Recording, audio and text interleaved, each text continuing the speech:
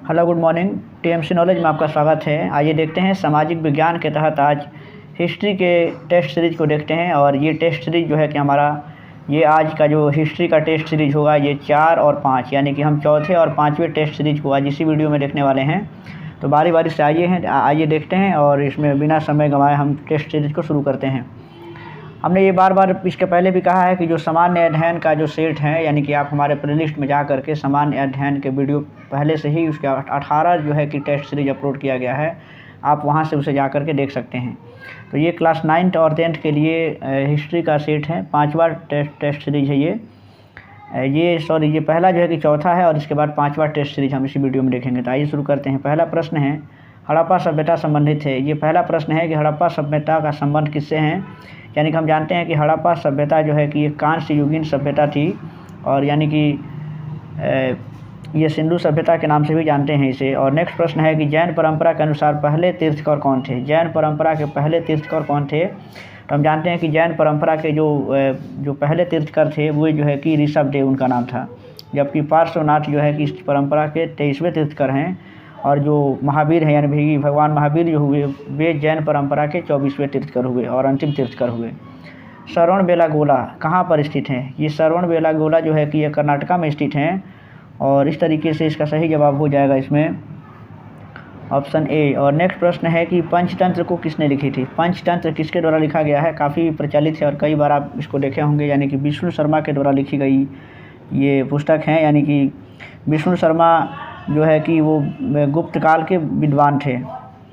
और नेक्स्ट प्रश्न है कि कंबोडिया के किस शासक ने प्रसिद्ध अंगकोर वाट का बनवाया था। जो अंगकोर वाट का जो मंदिर था उसको किसने बनवाया था, कंबोडिया का जो मंदिर है। तो इसका सही जवाब है कि सूर्यवर्मन द्वितीय ने इसे बनवाया था।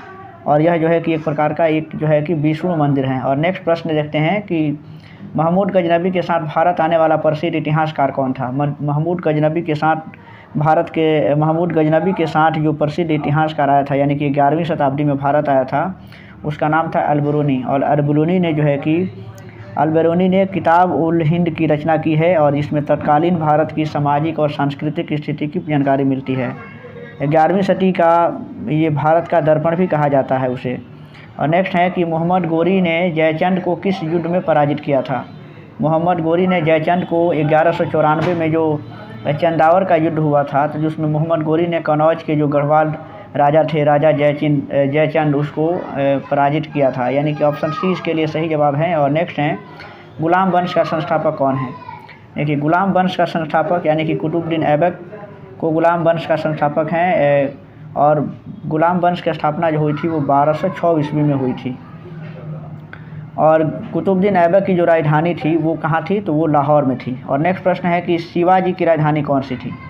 शिवाजी की राजधानी कौन थी। शिवाजी यानी कि हम जानते हैं कि शिवाजी की जो राजधानी थी वो रायगढ़ में थी, यानी कि इस तरीके से। और शिवाजी का जो राज्याभिषेक हुआ था 6 जून और 1674 ईस्वी को रायगढ़ में हुआ था। और तथा छत्रपति शिवाजी की उपाधि उन्होंने धारण किया था। नेक्स्ट है कि वास्को डी गामा ने भारत के किस पहले बंदरगाह का दौरा किया था। यानी कि वास्को डी गामा भारत में जो है कि सबसे पहले किस बंदरगाह पर आया था, तो कालीकट बंदरगाह का उन्होंने सबसे पहले दौरा किया था। और वास्को डी गामा जो है कि 17 मई 1498 को भारत में सर्वप्रथम कालीकट बंदरगाह पर पहुंचा था, जबकि ये जो वास्को डी गामा जो है वो पुर्तगाली नाविक था।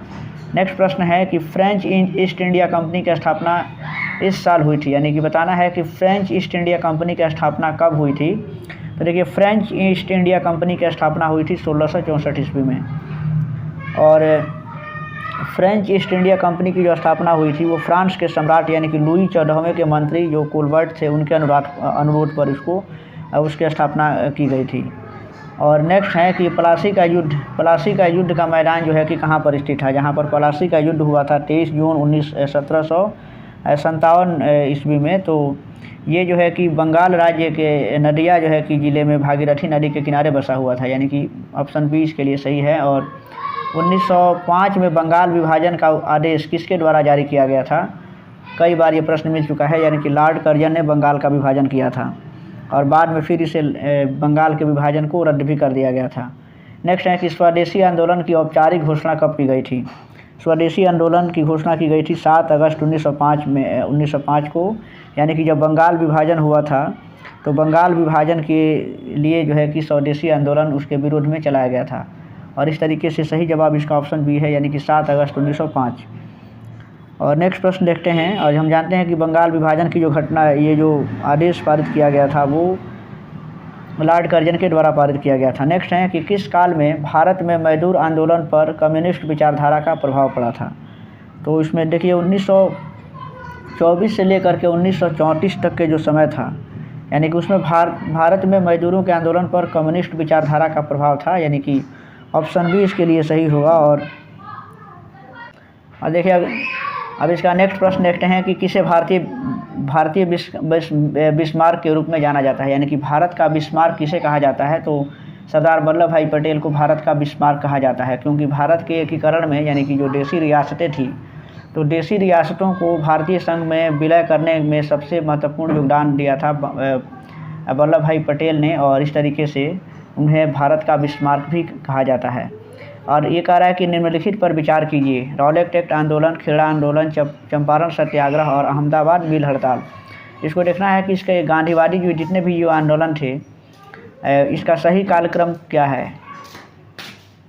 तो देख सकते हैं आप इसमें, देखिए सबसे पहले इसमें जो गांधी जी ने चंपारण सत्याग्रह किया था 1917 में किया था, और उसके बाद से जो 1918 में 2 घटनाएँ हुई थी, यानी कि खेड़ा का जो आंदोलन हुआ था और अहमदाबाद में मिल मजदूरों का हड़ताल हुआ था, दोनों ही 1918 में हुआ था। और उसके बाद से जो रॉलेट एक्ट ये आंदोलन था, ये 1919 में हुआ था, यानी कि इसका सही कालक्रम हो जाएगा इसके अनुसार। यानी कि देखिए सबसे पहले तीसरा जो हुआ, यानी कि चंपारण, उसके बाद से चौथा, उसके बाद से फिर दूसरा, और उसके बाद से फिर पहला। इस तरीके से इसका सही जवाब ऑप्शन ए है। और नेक्स्ट है कि इनमें से कौन अलीपुर बम षड्यंत्र में शामिल था। अलीपुर बम षड्यंत्र में शामिल कौन थे। तो अरविंद घोष और बरिंद्र कुमार घोष थे। अलीपुर जो बम षड्यंत्र की घटना हुई थी 1908 में हुई थी।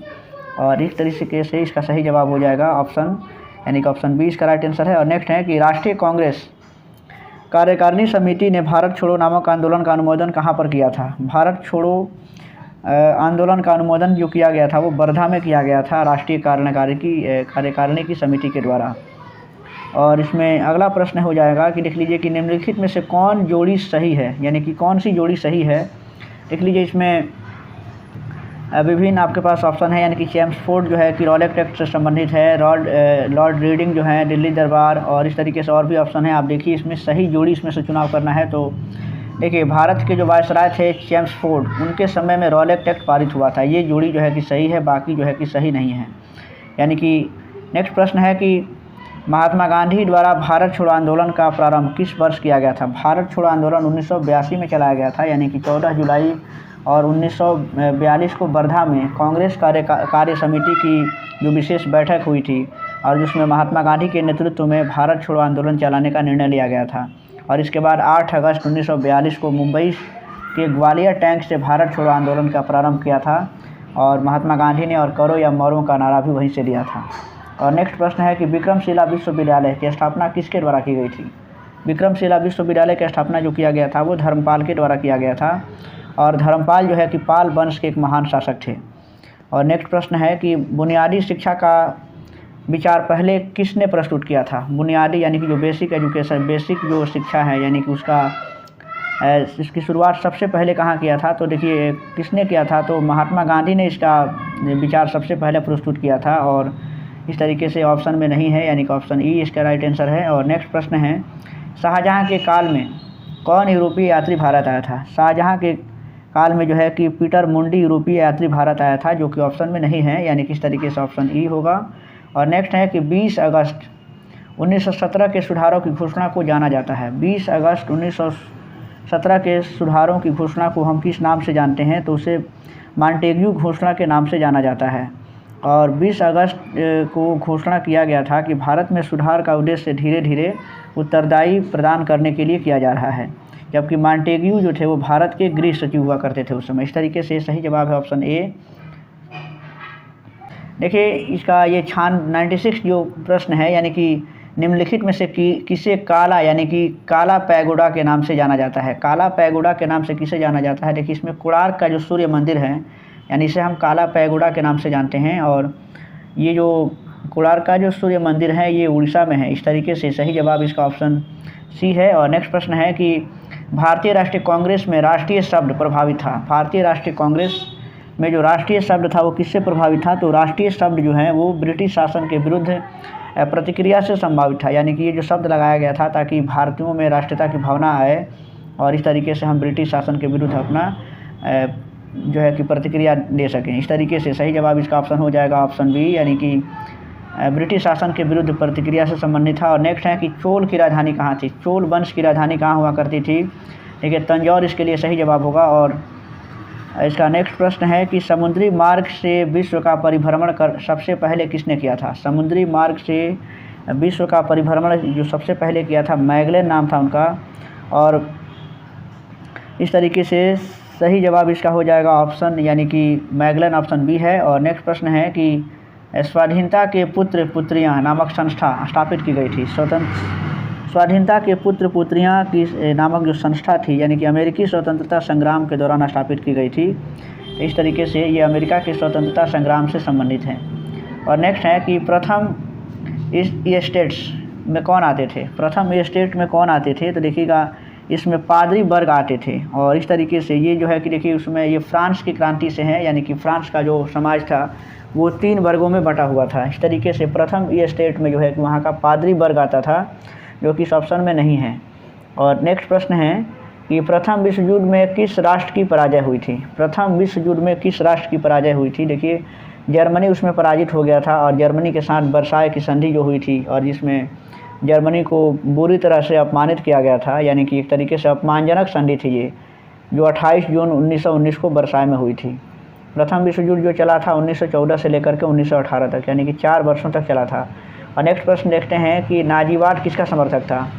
नाजीवाद किसका समर्थक था? देखिए ये अगला प्रश्न है। और ये जो है कि सर्वोच्चता के सिद्धांत का जो है कि वो समर्थक था, यानी कि नाजीवाद, यानी कि इस तरीके से सही जवाब ऑप्शन इसमें सी हो जाएगा। और नाजीवाद क्या है? तो नाजीवाद जो है कि एक विचारधारा है जिसे हिटलर के द्वारा लाया गया था। नेक्स्ट है कि तिलका मांझी का जन्म कहाँ हुआ था? तिलका मांझी, ये जो है कि तिलका मांझी के जो है उनका जन्म हुआ था भागलपुर में। और तिलका मांझी द्वारा भागलपुर छोटनागपुर क्षेत्र में 1787 से लेकर के और 1790 के बीच में जो है कि विद्रोह किया गया था। और यानी कि ये जनजातीय विद्रोह से संबंधित है। और नेक्स्ट प्रश्न है कि 105वां प्रश्न है कि शाही लीची का उत्पादन बिहार के किस जिला में होता है? बिहार में देखिए मुजफ्फरपुर का जो लीची है वो शाही लीची के नाम से जानी जाती हैं और काफ़ी प्रसिद्ध भी हैं। और लीची अनुसंधान केंद्र मुजफ्फरपुर में भी स्थित है। इस तरीके से नेक्स्ट प्रश्न है, यहाँ से देखते हैं आप कि किस युद्ध के बाद जर्मनी का एकीकरण पूरा हुआ था? ये नेक्स्ट प्रश्न है, किस युद्ध के बाद से जर्मनी का एकीकरण पूरा किया गया था? तो इसका सही जवाब है यानी कि सेडान का जो युद्ध हुआ था 1870 ईस्वी में। और उसके बाद से जो है कि ये युद्ध हुआ था फ्रांस और जर्मनी के बीच में। और तत्पश्चात जो है कि जर्मनी के एकीकरण को पूरा कर लिया गया। इंग्लैंड में समाजवाद का जनक किसे माना जाता है? ये अगला प्रश्न है। इंग्लैंड में समाजवाद का जो जनक था वो यानी कि रॉबर्ट ओवेन था और वो ब्रिटेन का निवासी था। इस तरीके से इसका सही जवाब हो जाएगा रॉबर्ट ओवेन। और नेक्स्ट प्रश्न है, वियतनामी कम्युनिस्ट पार्टी के संस्थापक कौन थे? वियतनाम में जो कम्युनिस्ट पार्टी थी उसके संस्थापक थे हो ची मिन्ह, यानी कि हो ची मिन्ह जो है कि उसके संस्थापक थे। और 1925 में उन्होंने वियतनामी कम्युनिस्ट पार्टी की स्थापना किया था। और नेक्स्ट प्रश्न है, यानी कि यहाँ पर हम देखते हैं कि हिंद स्वराज पुस्तक किसने लिखी थी? हिंद स्वराज पुस्तक जो है कि ये महात्मा गांधी के द्वारा लिखी गई है, यानी कि इस तरीके से इसका सही जवाब हो जाएगा यानी कि महात्मा गांधी। और इंग्लैंड से अफ्रीका जाने के क्रम में जहाज़ यात्रा के दौरान हिंद स्वराज नाम से एक छोटी सी पुस्तक की रचना की थी महात्मा गांधी ने। नेक्स्ट प्रश्न है कि इंग्लैंड में चार्टिस्ट आंदोलन हुआ था। इंग्लैंड में चार्टिस्ट आंदोलन कब हुआ था ये बताना है। देख लीजिए इसका सही जवाब है यानी कि 1838 में इंग्लैंड में चार्टिस्ट आंदोलन हुआ था। और इस चार्टिस्ट जो आंदोलन था, इस आंदोलन में बालिग पुरुषों के लिए मताधिकार की मांगों को लेकर के ये आंदोलन किया गया था, यानी कि और इस तरीके से इंग्लैंड में महिलाओं को अधिकार जो दिया गया था 1928 में दिया गया था। इस तरीके से इसका ये देख लीजिए ऑप्शन ए सही है। और ये हमारा चौथा टेस्ट सीरीज था। अब इसके बाद से देखिए इसी वीडियो में हम जो है कि 5वें टेस्ट सीरीज का वीडियो जो है यानी कि 5वें टेस्ट सीरीज को भी देख लेते हैं। अब देखिए ये जो है कि 5वां टेस्ट सीरीज का ये पहला प्रश्न यहाँ से आपके सामने है। देखिए इसमें इसका जो क्रम संख्या है वो थोड़ा सा मिट गया है, यानी कि सिंधु घाटी सभ्यता का पतन यानी कि बंदरगाह नगर कौन सा था? तो लोथल इसके लिए सही जवाब है। और हम जानते हैं कि लोथल जो है कि गुजरात में स्थित था इस तरीके से, और सिंधु घाटी सभ्यता का ये प्रमुख जो है कि बंदरगाह शहर था। नेक्स्ट है कि शिवाजी ने मुगलों को किस संधि के द्वारा किलों को हस्तांतरित किया था? ये 72वां प्रश्न है, देखिए 72 है। शिवाजी ने मुगलों को किस संधि के द्वारा जो है कि किलों को हस्तांतरित किया था? तो 1665 ईस्वी में पुरंदर की संधि हुई थी, और पुरंदर की संधि के द्वारा ही किलों को मुगल सम्राट को यानी कि ट्रांसफ़र किया गया था, यानी कि उनको दिया गया था। और नेक्स्ट प्रश्न है कि 1945 में अणु बमों को गिराए जाने से तबाह हुए शहर यानी कि नागासाकी और हिरोशिमा किस देश में स्थित हैं? यानी कि 45 में जो अणु बम गिराया गया था और वहाँ से जो 2 शहर यानी कि नागासाकी और हिरोशिमा काफ़ी तबाह हो गए थे, तो वो किसके शहर थे? यानी कि जापान के शहर थे, और कि काफ़ी प्रचलित हैं, और सेकेंड वर्ल्ड वार के तहत जो है कि वहाँ पे बम गिराया गया था। नेक्स्ट प्रश्न है, निम्नलिखित में से किस पर अकबर की विजय होने की स्मृति में बुलंद दरवाज़ा का निर्माण कराया गया था? यानी कि अकबर ने बुलंद दरवाज़ा का निर्माण कराया था गुजरात विजय के उपलक्ष्य में। बुलंद दरवाज़ा का जो निर्माण हुआ था अकबर के द्वारा जो कराया गया था गुजरात विजय के उपलक्ष्य में, तो वो बुलंद दरवाजे का निर्माण कराया गया था 1572 ईस्वी में। और नेक्स्ट प्रश्न है कि असहयोग आंदोलन को क्यों निलंबित किया गया था? असहयोग आंदोलन को निलंबित करने का मुख्य कारण क्या था? कि 5 फरवरी 1922 को चौरी चौरा में जो हिंसक घटना हो गई थी, जिसके कारण गांधी ने अपना आंदोलन जो है कि वो स्थगित कर दिया था, यानी कि उसको 12 फरवरी 1922 को असहयोग आंदोलन को यानी कि वापस करने की घोषणा महात्मा गांधी के द्वारा की गई थी। और नेक्स्ट प्रश्न है कि इनाम भूमि किसे दिया जाता था? इनाम भूमि किसे दिया जाता था? देख लीजिए अगला प्रश्न है, यानी कि इनामी भूमि जो होती थी उस प्रकार की भूमि थी जो विद्वान और धार्मिक व्यक्ति को दिया जाता था, यानी कि सही जवाब इसका ऑप्शन ए है। और नेक्स्ट प्रश्न है इसका कि भारत छोड़ो आंदोलन का नारा किसने दिया था? भारत छोड़ो आंदोलन का नारा दिया था यानी कि महात्मा गांधी ने दिया था। 8 अगस्त 1942 को भारत छोड़ो आंदोलन की शुरुआत हुई थी। उस समय महात्मा गांधी ने भारत छोड़ो के नाम से आंदोलन भी चलाया और एक नारा भी दिया था। भारतीयों में क्रांतिकारी जो है कि एक तरीके से कहें कि क्रांतिकारी विचारधारा को बढ़ाने के लिए उसमें जो है उन्होंने करो या मरो का नारा भी इसी आंदोलन के तहत किया था। और नेक्स्ट प्रश्न है यहाँ से 78 जो है कि नंबर के प्रश्न है, देख लीजिए। नील की खेती करने वालों के विरुद्ध विद्रोह को प्रदर्शित करने वाली नाटक यानी कि जो नील दर्पण है उसके लेखक कौन है? तो देखिए नील दर्पण जो है वो नील दर्पण की रचना की थी, देख लीजिए ऑप्शन आपके सामने है। और इसका सही जवाब है कि दीनबंधु मित्र ने नील दर्पण की रचना की थी और 1859 ईस्वी में इस पुस्तक को लिखी गई थी, जिसमें नीलहेड जो नील की खेती करने वाले जो किसान थे उनकी दुर्दशा का चित्रण जो है कि इस पुस्तक में किया गया है। और नेक्स्ट प्रश्न है कि मराठा राज्य का दूसरा प्रवर्तक किसे माना जाता है?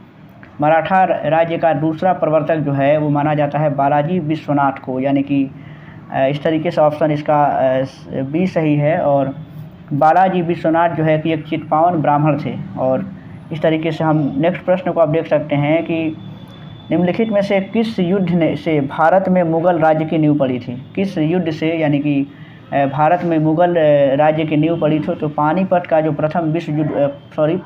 प्रथम युद्ध हुआ था 1526 में इब्राहिम लोदी और बाबर के बीच में, जिसमें बाबर ने इब्राहिम लोदी को हराया था और इस तरीके से भारत में मुगल राज्य की स्थापना हो गई। अफीम युद्ध किन के बीच लड़े गए थे? अफीम का युद्ध जो हुआ था यानी कि ब्रिटेन और चीन के बीच में लड़ा गया था। और अफीम युद्ध जो हुआ था यानी कि वो 2 तरह से हुआ, यानी कि पहला जो उसका अफीम युद्ध हुआ था 1839 से लेकर के 1842 तक, और उसका जो दूसरा युद्ध हुआ था यानी कि 1856 से 1860 तक इसको ये ब्रिटेन और चीन के बीच में युद्ध हुआ था। नेक्स्ट प्रश्न है कि पानीपत की दूसरी लड़ाई किसके बीच में हुई थी? देखिए पानीपत की जो दूसरी लड़ाई हुई थी यानी कि 1556 में, जबकि पहली लड़ाई 1526 में हुई थी। तो 1556 में पानीपत की दूसरी लड़ाई हुई थी और अकबर और हेमू के बीच में ये लड़ाई हुई थी, और जिसमें अकबर ने हेमू को हरा दिया था। इस तरीके से ऑप्शन ए राइट आंसर है। और इस तरीके से अगला हम प्रश्न देख सकते हैं कि भारत में 7वीं शताब्दी के प्राचीन विश्वविद्यालय की स्थापना कहाँ की गई थी? यानी कि 7वीं शताब्दी में भारत में जो स्थापना की गई थी, यानी कि प्राचीन जो विश्वविद्यालय की स्थापना की गई थी, तो देखिए यहाँ पे 7वीं नहीं बल्कि यहाँ पे 5वीं होना चाहिए, यानी कि 5वीं शताब्दी में प्राचीन विश्वविद्यालय की स्थापना जो है कि वो उसके अनुसार नालंदा इसका सही जवाब होगा, क्योंकि नालंदा की स्थापना हुई थी 5वीं शताब्दी में की गई थी। कुमारगुप्त के द्वारा, यानी कि 436 ईस्वी में नालंदा विश्वविद्यालय की स्थापना किया गया था, यानी कि वही 5वीं शताब्दी होगा, यानी कि इसमें नालंदा इसका सही जवाब होगा। और नेक्स्ट प्रश्न है कि 1932 में अखिल भारतीय हरिजन संघ की स्थापना किसने की थी? अखिल भारतीय हरिजन संघ की स्थापना महात्मा गांधी के द्वारा की गई थी, और इस क्रम में महात्मा गांधी ने हरिजन नामक एक पत्रिका भी निकाला था। और नेक्स्ट प्रश्न है कि निम्नलिखित में से किसके शासनकाल के दौरान भारत में 1 रुपये का सिक्का, यानी कि जो टकसालित सिक्का था वो मतलब कि किया गया था, यानी कि 1 रुपये का सिक्का जो है कि एक तरीके से कह सकते हैं कि उसको बनाया गया था। तो इसका सही जवाब है कि शेर शाह सूरी, यानी कि शेर शाह सूरी के द्वारा 1 रुपये का सिक्का जो है कि टकसालित किया गया था। और शेर शाह जो हैं कि हम जानते हैं कि शेर शाह एक अफ़गान शासक थे, और उन्होंने जो है कि जीटी रोड का निर्माण भी कराया था, और उनका जो मकबरा है यानी कि शेर शाह का मकबरा यानी कि सासाराम में है। नेक्स्ट है कि गुजरात में साबरमती आश्रम की स्थापना गांधी जी ने किस वर्ष की थी? साबरमती आश्रम की स्थापना महात्मा गांधी ने कब किया था? 1916 इसका सही जवाब है, यानी कि साबरमती आश्रम से ही महात्मा गांधी ने दांडी यात्रा शुरुआत की थी, यानी कि 12 मार्च 1930 को, और 6 अप्रैल 1930 को उन्होंने नमक का बना करके उस कानून को भंग किया था। नेक्स्ट प्रश्न है कि भेड़ की तरह पूरी ज़िंदगी जीने से बेहतर है कि शेर की तरह एक दिन जियो, यह कथन किसका है?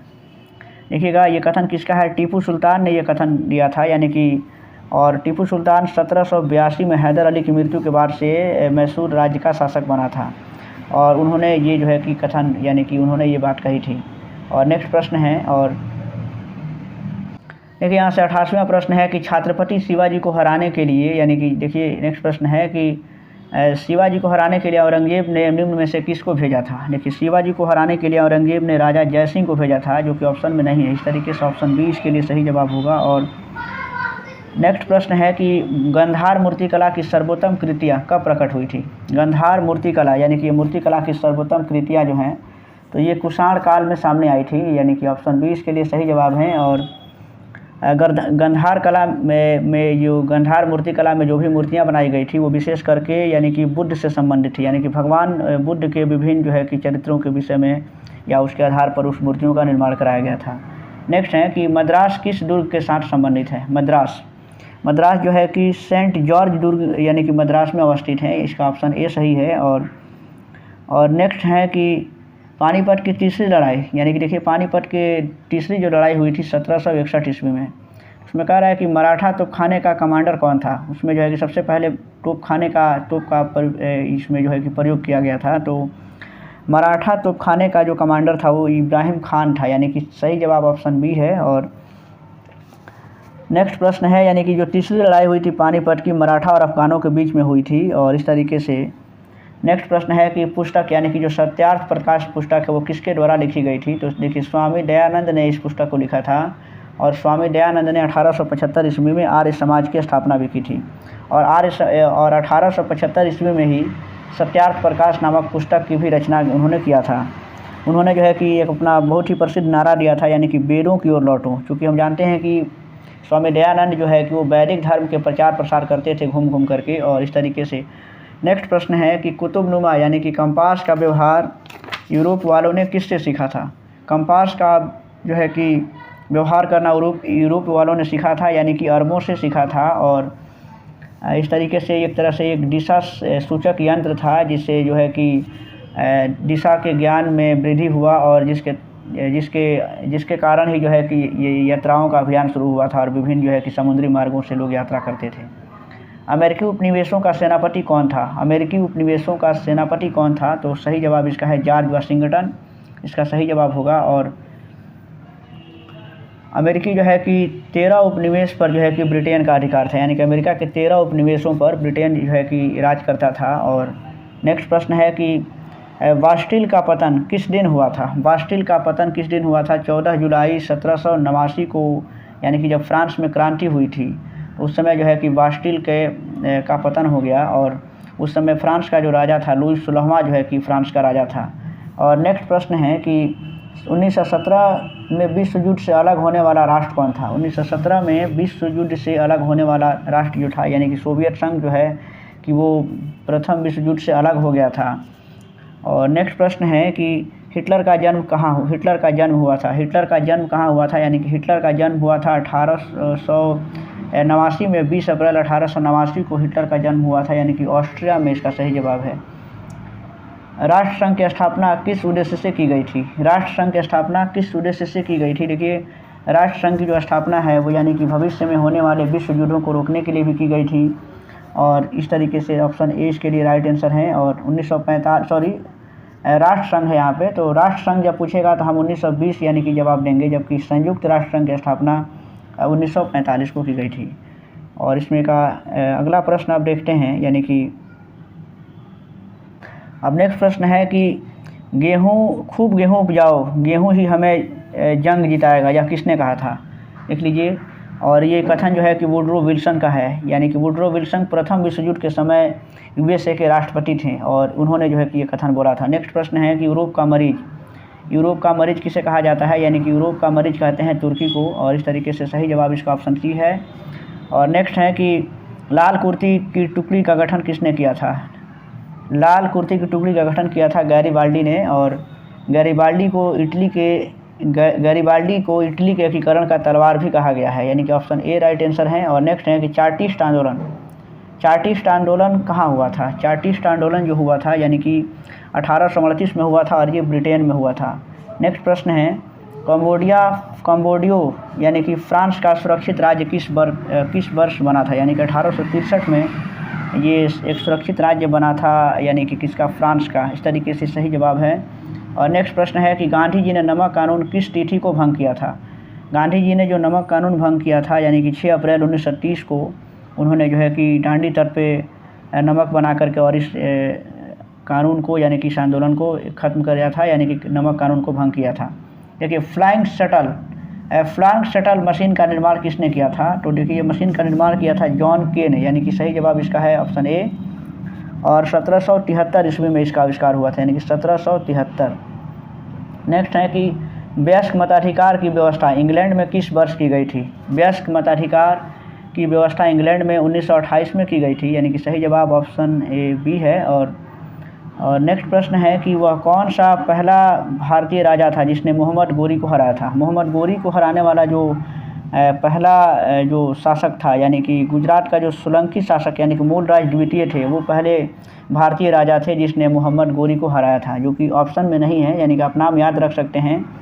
सोलंकी शासक थे मूलराज द्वितीय और उन्होंने जो है कि मोहम्मद गोरी को हरा दिया था। इस तरीके से सही जवाब इसका ऑप्शन ए ई होगा, क्योंकि ऑप्शन में वो नाम नहीं है। नेक्स्ट प्रश्न है किसके शासनकाल में प्रसिद्ध मंगोल यानी कि जो चंगेज खान जो है वो खारिज्म के राजकुमार जलालुद्दीन का पीछा करते हुए भारत की सीमाओं तक आ गया था? इसका सही जवाब है, यानी कि इल्तुतमिश के शासनकाल में ऐसा हुआ था कि इल्तुतमिश के शासनकाल में मंगोल नेता जो चंगेज खान था वो ख्वारिज्म के राजकुमार यानी कि जलालुद्दीन मंगवर्नी का पीछा करते हुए भारत की सीमाओं तक आया था।